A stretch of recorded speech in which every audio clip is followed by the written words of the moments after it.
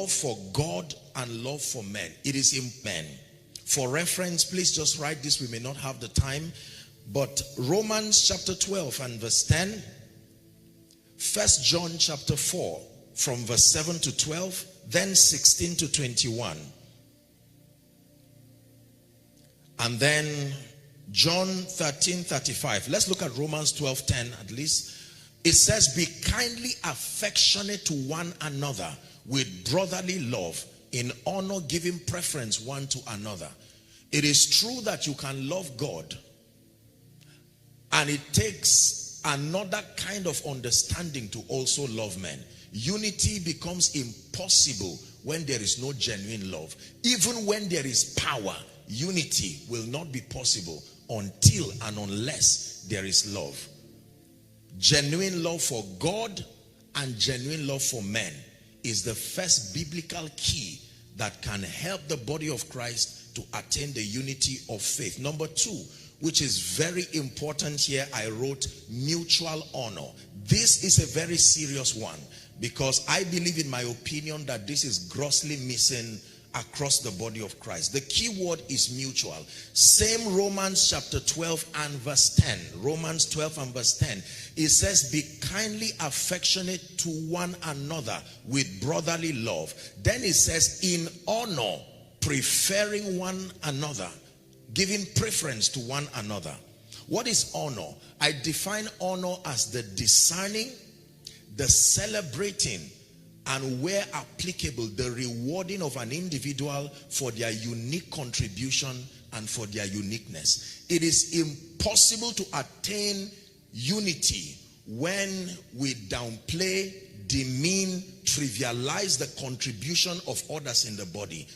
There is nobody I know who will not rejoice when people come to you to celebrate what God has done and is doing in your life. No matter how limited you must be, I am convinced as a man of God, using ministry as a reference, that everybody who names the name of Christ is doing his or her best, regardless the limitations in capacity. It is true that we are limited in capacity, like our Father has taught us. The truth of the matter is that certain people have pressed into God greater than others. There are people who have opened themselves to the body of Christ to learn. However, the truth still remains that everybody is doing the best they know to do.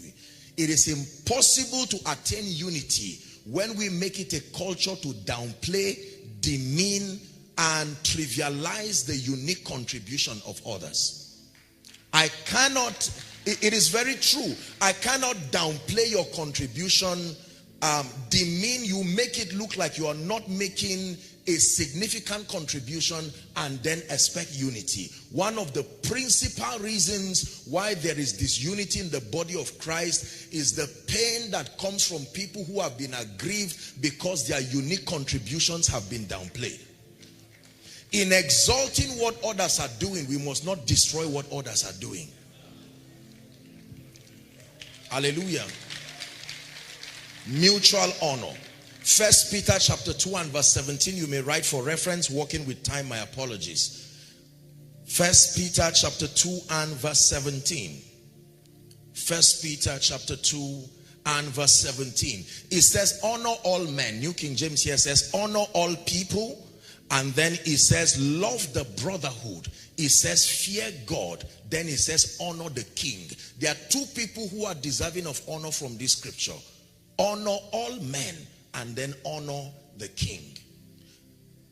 The narrative as far as disunity is concerned, I believe, will begin to change when we make it a culture to have a healthy respect for the sacrifices and the spiritual investments that men of God, music ministers, businessmen, everybody who sincerely names the name of Christ and is contributing, no matter how small and no matter how great, is deserving of honor. And to be vocal, to be unashamed, do not see what God is doing and trivialize it and act it away. For instance, there are people who see our fathers, just like our father Baba Wale Oke coming here, and for many people you can hear of the sacrifices and the stories, but for some reason especially sadly, the younger generation, we have cultured ourselves into trivializing the sacrifices of people. We downplay sacrifice and ignore it. Never see what is deserving of honor and ignore it.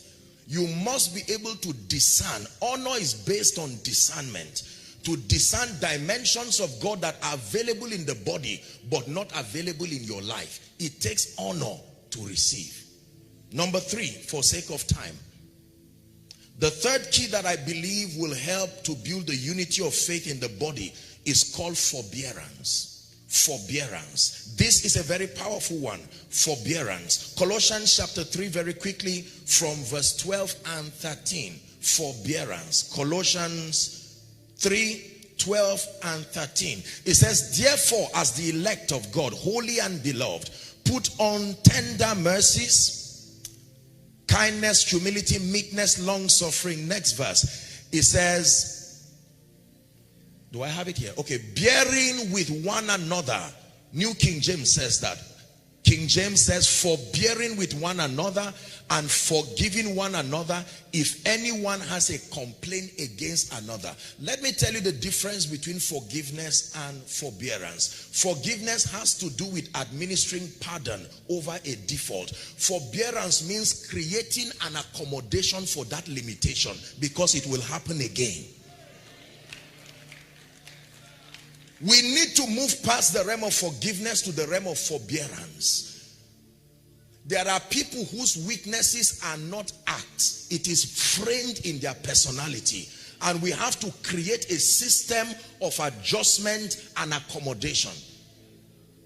In as much as we fight licentiousness, in as much as we fight everything that is anti-God, a man who speaks fast will most likely remain fast forever. There are people easily inclined to pride. There are people easily inclined to talking so much about themselves. Most of them may be victims of background. We must create a system of accommodation. Forbearance is a necessary requirement. I can tell you one truth. When John was caught up in the Isle of Patmos, he said, I heard a voice. And when he turned to see that voice, he saw 7 lampstands. And that lampstand we understand to be the perfect church, the Catholic, the universal church. He said, in the midst of the lampstand, I saw one like the face of the Son of Man.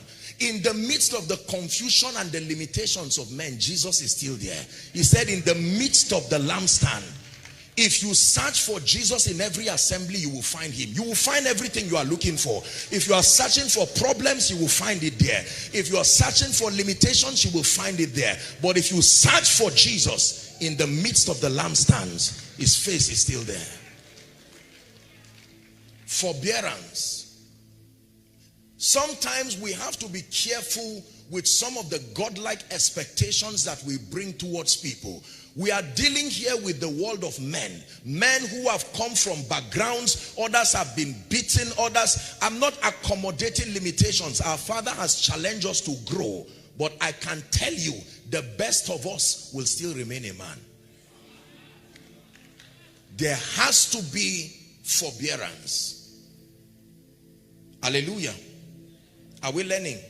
In Matthew chapter 5 and verse 17, Jesus is teaching now, and he made a statement that is very, very instructive. And Matthew chapter 5, oh dear, did I get that? Is it verse 7 now? Blessed are the merciful. Please help me look for it. For they shall obtain mercy. 7. Matthew 5:7. Blessed are the merciful. He teaches here that mercy is a harvest. And you do not qualify for it if you did not sow it. Mercy is a harvest. Blessed are the merciful, for they shall obtain mercy. Give people a chance to grow. Give people a chance to know God. Our fathers have been patient with us as the younger ones, and we must be able to communicate the same to those who God is helping. Give people a chance to win themselves off the backlog of decades of pain and disappointment from their backgrounds. God does not call the qualified. He qualifies those he calls. Hallelujah. We need forbearance. Otherwise, we will keep having reasons to hate and fight one another, to hate and fight denominations. The truth is that we will never do the same thing. We may never, our spiritual growth and our contribution to the body of Christ is not only dependent on the assignment God has given us, it's dependent on our levels of alignment, it's dependent on our perception. Sadly, there are people who are not interested in transformation, but they are still part of the body. We must have to create a system. There are people who are ever determined to be transformed. So we have to be careful to not be judgmental over sermons. I believe our assignment is to teach the truth as committed to us by God. But in teaching truth, remember, it is always grace and truth. Truth alone becomes dangerous. Truth must be garnished with that awareness, grace and truth. Hallelujah. Chances are excellent that if I come from a background that was full of demons and I have physical deformities and injuries to attest to the fact that demons are alive, you're not going to preach me into downplaying the presence of demons. I have a history that reminds me that the devil is there, and that bias will be represented in my teaching. Now, if you come from a background where you have experienced favor and lifting, God has surrounded you with prepared blessings, it will alter your own perception too. We have to create, making me to give up everything I believe. It may not be realistic. The better approach is to create forbearance. The same God is seated in heaven and he listens to all of us. Let's learn from him. Forbearance. Hallelujah. I have a few minutes. My time is up. This is a charge. So number one, genuine love. Love for God and love for men. If you love God and you hate men, the Bible says you are a hypocrite. Number two is mutual honor. The key word again, mutual. Don't be the one receiving honor and not communicating it. I am broken every time I hear our fathers, particularly our father Baba Wale Oke. I've had the honor and the privilege to minister in meetings where he also came to minister, and I am amazed when I see him even honoring sons, and I'm like, you don't have to do this, you are a father. And yet it's a lesson for us to learn. You can't be the only one receiving honor. When people celebrate your ministry, celebrate the hand of God, psychologically you deserve or demand there has to be reciprocity. You must look back and tell him, I appreciate what God is doing. You will hardly criticize what you celebrate. And then forbearance, this is a very serious one. Everyone will need to forbear, and everyone will need mercy and forbearance communicated towards you. The condition to need mercy is just to live long enough. That's all. The moment you live long enough, sooner or later, there will be a reason for you to need mercy and to need forbearance. Are we together? And finally, the final key that I believe will help the body of Christ, even in our precious nation, to attain unto a level of unity is the ministry of intercession. Intercession is a very powerful ministry. Ephesians chapter 6 and verse 18. Ephesians chapter 6 and verse 18. It says, praying always with all prayer and supplication in the Spirit, and watching thereunto with all perseverance and supplication for all the saints. Intercession is very powerful. Intercession stems from two foundations. Number one, love for people. Number two, the awareness that nothing happens on earth until the saints are in charge. The heaven of heavens belong to the Lord, he says, and the earth has he given to the sons of men. So intercession is predicated upon the fact that if anything will happen on earth, men have to be in partnership with God to make that happen.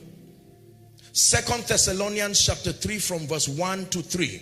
2 Thessalonians chapter 3 from verse 1 to 3, as we get ready to pray, it says, finally, brethren, pray for us that the word of the Lord may run swiftly and be glorified, just as it is with you. Brethren, pray for us. We are men of God. We have been committed the grace and apostleship, but pray for us. Pray for us. Pray for us. It is important that we pray for one another, because you see, every anointing, there are demon spirits that don't look for men, they look for anointings. You have no business receiving an attack from such construct except for the anointing you carry. If you are Elijah, Jezebel is coming. If you are Abraham, you see, the kind of mantle and the grace you carry determines. There are people who it is cheaper and wiser for the devil to attack them than to attack 1,000 other people, because they represent the loyalty and the spiritual understanding of those people.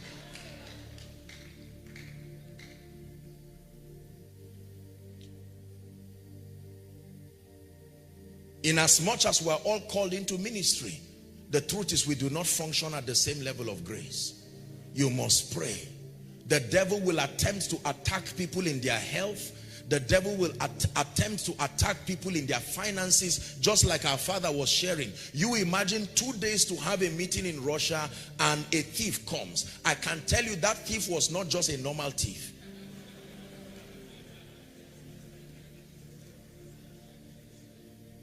Are we together? We must spend time to intercede for one another. This idea of individualism, whilst the trouble has not reached me, it's none of my business. You face it there with your God. Do not make the mistake of Esther, because Haman is not after Mordecai alone.